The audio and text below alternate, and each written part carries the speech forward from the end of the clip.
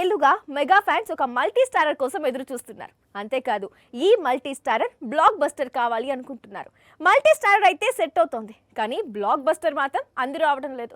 కానీ ఈసారి ఆ లోటును తీర్చే ప్రయత్నాలు చేస్తున్నారు మెగా హీరోలు.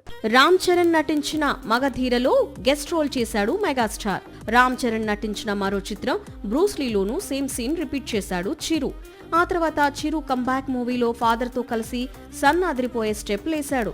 ఇక కొరటాల మేకింగ్ లో చిరు నటించిన ఆచార్యలో కీలక పాత్రలో కనిపించాడు చరణ్. నిజానికి ఆచార్యపై చాలా అంచనాలు కనిపించాయి. మెగా హీరోలు ఇద్దరూ కలిసి నటించడం బ్లాక్ బస్టర్ కొడతారని ఆశపడ్డారు అభిమానులు. కానీ ఈ సినిమా అంచనాలు అందుకోలేకపోయింది. దీంతో ఇప్పట్లో చిరు చరణ్ కలిసి నటించే అవకాశాలు లేవు అనుకొని ఆశలు వదిలేసుకున్నారు. అయితే ఇప్పుడు చిరు చరణ్ కలిసి మూవీ చేసేందుకు రెడీ అవుతున్నారని ఇండస్ట్రీ వర్గాలు చెప్తున్నాయి. పైగా ఈ మల్టీ స్టారర్ కు మెగా ఫ్యాన్స్ కలలో కూడా ఊహించని డైరెక్టర్ అని ప్రచారం సాగుతోంది. అతనెవరో కాదు, సందీప్ వంగ.